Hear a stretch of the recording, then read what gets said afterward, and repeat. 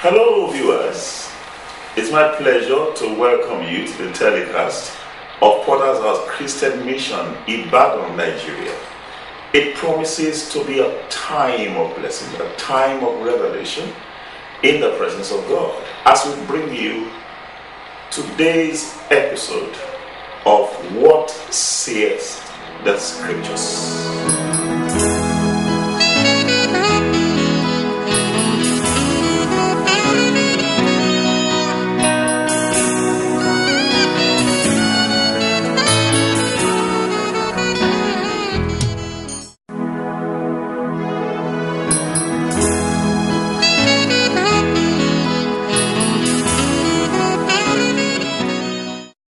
So when you bring your offering with pride in your heart, something tells me it's from you, not from God. God does not beg a man to give. God does not appeal to a man to give. He commands. What price the federal government used as the benchmark in the budget, they couldn't even realize it. The thing is cascading, nose diving. And the government appear to be confused. They don't know what else to do. If the brook dry, has God dried in his ideas? Ever fresh, ever flowing, David called him the very present help in the time of need. He has never come late at any time. Kai, why won't you trust such a God? When I beat my children when they were still beatable, they don't look for another father. They still come back to me. But if I beat somebody else's child, he may not beat me again. I know I'm not afraid to say it, even though I respect our leaders, our political leaders, and I accord them the respect that the Bible asks me to accord them. I wonder in my heart, if we go there, who and what kind are we going to find?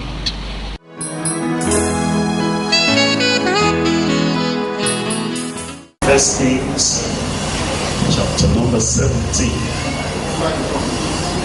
I'm going to read from verse 8 and I'm going to read to verse 16. And the word of the Lord came unto him, saying, Arise, get thee to Zarephath, which belongeth to Zidon, and dwell there. Behold, I have commanded a widow woman there to sustain thee. So he arose and went to Zarephath. And when he came to the gate of the city, behold, the widow woman was there, gathering of sticks. And he called to her and said, Fetch me, I pray thee, a little water in a vessel, that I may drink. And as she was going to fetch it, he called to her and said, Bring me, I pray thee, a morsel of bread in thy hand. And she said, As the Lord thy God liveth, I am not a cake, but an handful of meal in a barrel, and a little oil in a cruse. And behold, I am gathering 2 sticks, that I may go in and dress it for me and my son, that we may eat it and die. And Elijah said unto her, Fear not, go and do as thou hast said, but make me thereof a little cake first, and bring it unto me, and after make for thee and for thy son. For thus saith the Lord God of Israel, the barrel of meal shall not waste, neither shall the cruse of oil fail until the day that the Lord setteth rain upon the earth.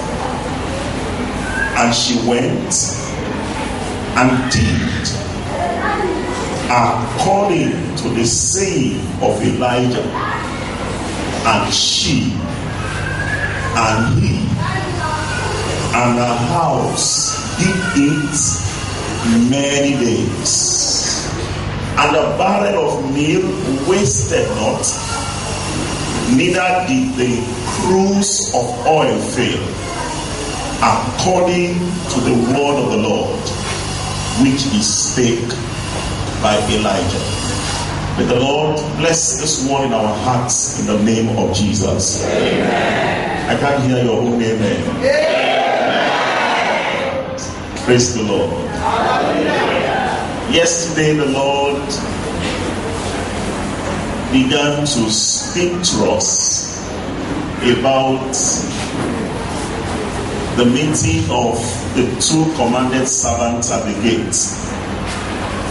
I attempted to give a background of what led to the kind of situation described in this passage, in which a woman wanted to eat and die. And I did say that the kind of famine, the kind of dryness, the kind of sterility that Israel faced and neighboring nations around that time will be traced to their sin. That God's hand is not short, that he cannot save, and his ears are not heavy such that he cannot hear our cry. But our sin has driven us away from him. And we know that God is ever merciful. If we turn to him, he will turn to us. And we saw that Elijah, a very great, unique prophet, was very instrumental at that time of showing Israel their sin as he shut the heavens over them, such that there was no rain and there was no dew. That lasted for about 3 years, if not more. And it was in the course of that the Lord asked him to go to Zarephath. And while I was closing yesterday, we saw as Elijah obeyed God's instruction, and he came to Zarephath in Sidon. And Zarephath was not in Israel at all. It was a Gentile city. And yet, I remember that Jesus was speaking one day and said, "Are there not many widows in Israel?" And God didn't send Elijah to any of them, except to the one in Zarephath, far away. And we saw that as Elijah arrived, he arrived at the gates of the city. And at the point of his arrival, that widow was also at the gates. And the Bible remarked that there was gathering of sticks. Where, please? At the gate. And I said that was appalling. Appalling because the gate is meant for wise men. The gate is meant for princes. The gate is meant for great men. But at the gates of Zarephath, we saw sticks gathering there. And that actually is a very challenging situation as far as I'm concerned. That even Nigeria appear to have sticks at her gates. Men who take decisions over Nigeria And I keep wondering in my heart, where are the wise men? Where are the great men? Where are the great counselors that will assist Nigeria? Why is it that only sticks, dry and dead, bereft of idea, appear to sit at our gate? Of course, it's a situation that I'm sure God himself is not happy about. Such that he may not be able to do anything about. I remember that, and I'm sure you also remember, a time when Paul was traveling to Rome and he had to travel by sea. As they wanted to set out, Paul told the people, this journey is very dangerous. And they looked at him, a common prisoner for that matter. What did he know about weather? He never studied, what do you call it now?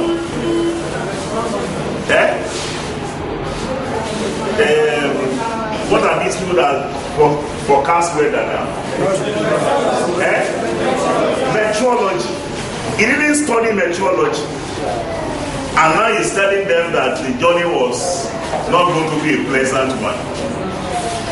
The captain that was leading the prisoners spoke with the owner of the vessel. What do you think? Are you listening to a common criminal like Paul? I bet everything that they go. And they set out on that journey. It was not long when a terrible storm hit them.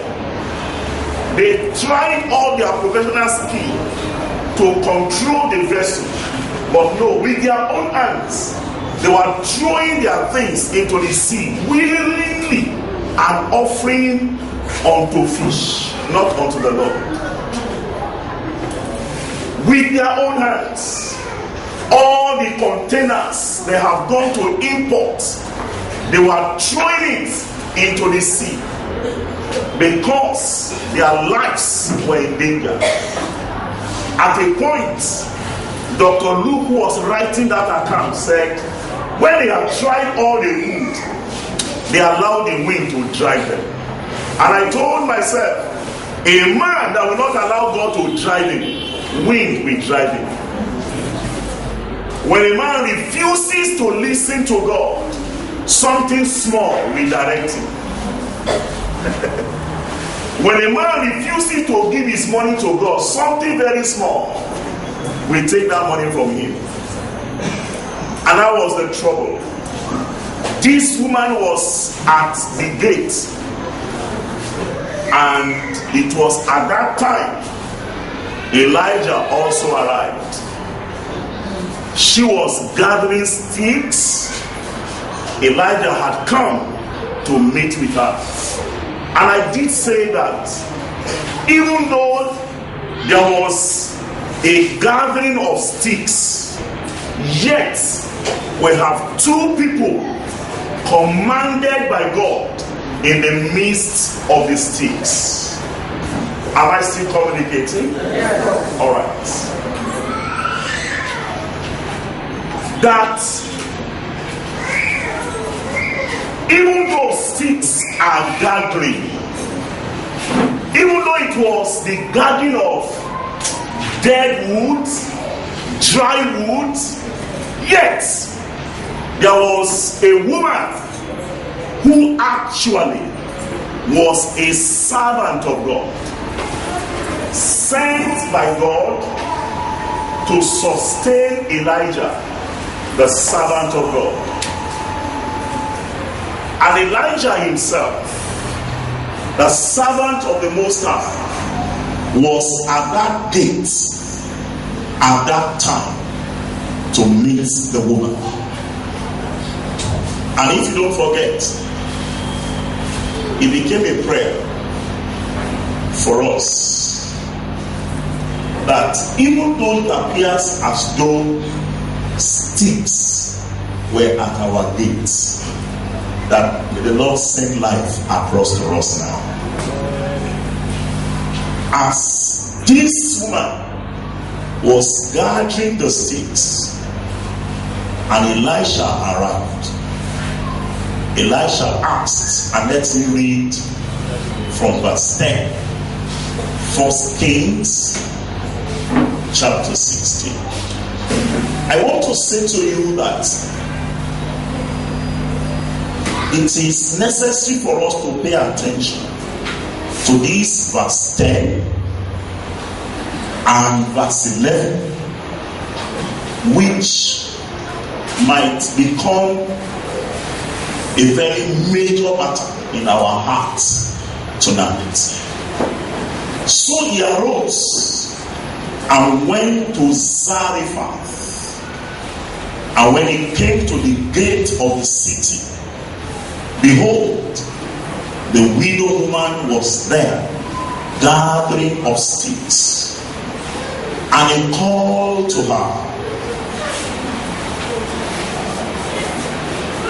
and said, fetch me, I pray thee, a little water in a vessel, that I may drink.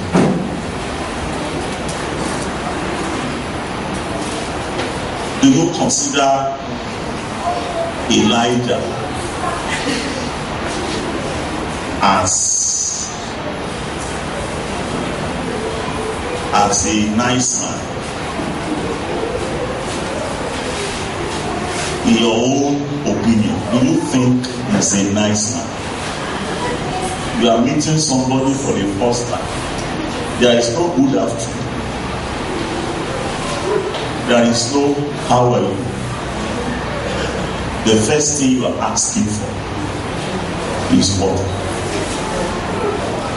How is she sure that the woman has water?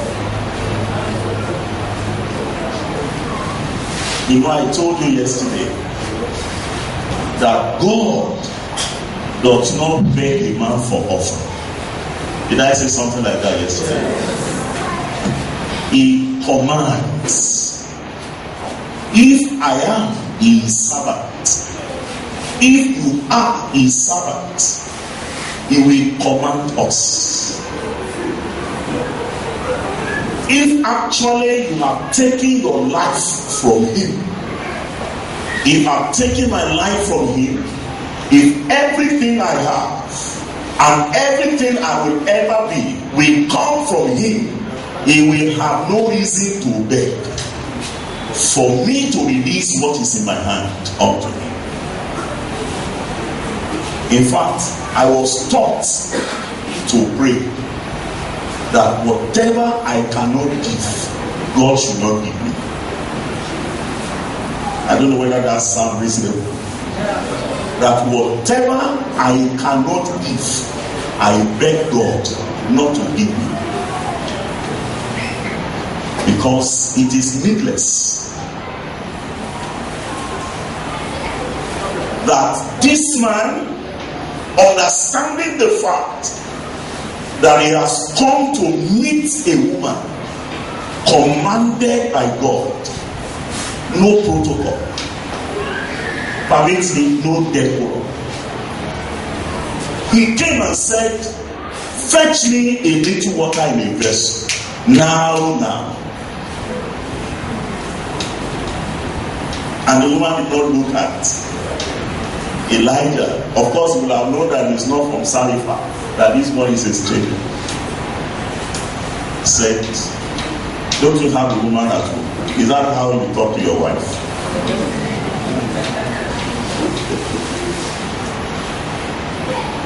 No, she didn't behave that way. I see very strange heart, a heart that God is looking for, a heart that is willing to discard his own program to adopt divine program, that God will introduce his own program unto her. Hear the word of God. And as she was going to fetch it, I don't know whether you realize that that woman didn't say a word. Whatever she was doing at that point, what happened to it? She left it. She abandoned it. She was going. I don't know what is the distance between the gate and the house. I told you yesterday that it was strange that woman did not go to the bush to look for sticks. She came to the city gate where wise men should gather. That's where she came looking for sticks. Very strange. But the fact that she was going to obey promptly challenged my heart. That was a woman who was at the point of death. The meal she wanted to cook that day was to be her last. And when a man comes to the point of his death, there is nobody he cannot offend. Because the worst that can happen to any man is death. But I've met people in the Bible whose life touched me, who, even though came face to face with death, yet they never lost God's dealing over their lives. They never lost touch with God's nature that was in them. They never threw caution to the wind. They maintained their godliness to the point of death. Which means that the situation a man is facing should not in any way tamper with his nature. I'll give you one or two illustrations. You will recollect that when Jesus was to die on the cross, while he was in acute pain, a time when it would have been correct for him to curse his enemies, what did he do, please? I can't hear you. He prayed for them. Father, forgive them, for they know not what they do it. Again, I said, well, that's Jesus. Maybe if I'm Jesus. But I met another man. His name was Stephen. I'm sure you remember Stephen. He was a deacon in the church. In fact, his own deaconship was in the kitchen. He was to serve in the kitchen. The day he was stoned to death, as he was dying, I read that scripture and I begged God to help my life. As he was dying, in fact, I could almost say he had died. He had already said, Lord Jesus, receive my spirit. That was the last a man should say. Having said that, suddenly he remembered that he had not prayed for those who stole him. It was at that time he crashed on his knees and with a loud voice he cried and said, Lord, lay it not against them. It was at that time he yielded up the ghosts and he slept. I felt in my heart that economic recession should not make a man to become stingy. If he does, he has also been a stingy person ab initio. I read about a man who saw a scorpion that was drowning and tried to help that scorpion from dying. Each time he stretched his hand to assist this scorpion, the scorpion will stitch, and that happened 2 times. And he was attempting to rescue the scorpion the 3rd time, and somebody called out, "Are you a fool?"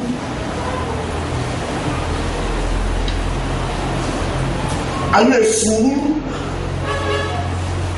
This scorpion stung you 2 times, and you still want to rescue it. Don't you know it will sting you again? And the man smiled. I said, no, it is his nature to sting.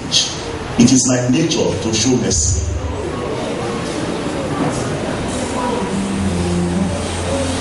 The fact that it stinges does not change me from being who I am. I am wondering in my heart, why should God pick this woman out of several women that existed in Israel, that existed in Zarephath? Why should she be the one that God picked?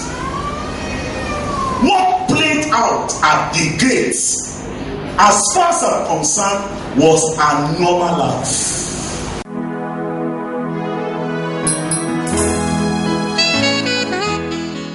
You might think that God is not taking note of how you treat the brethren, of how you handle opportunity that God brings your way when somebody comes to ask for help from you and you snub him. There is a proverb in my tribe. They say a tree that you lean on and cannot support you, if it falls on you, it cannot kill you. If you need help from somebody, shouldn't you go to a man who has more than enough? Should you go to a person who himself needs help?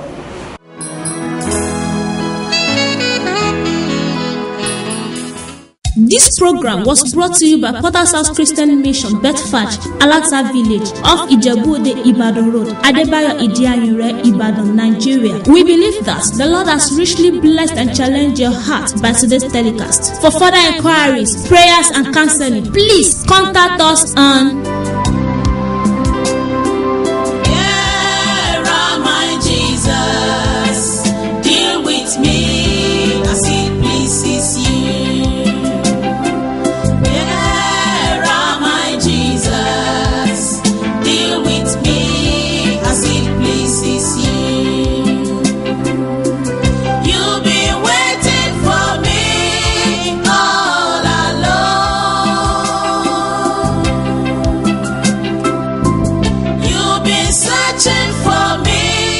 Thank you, and God bless you.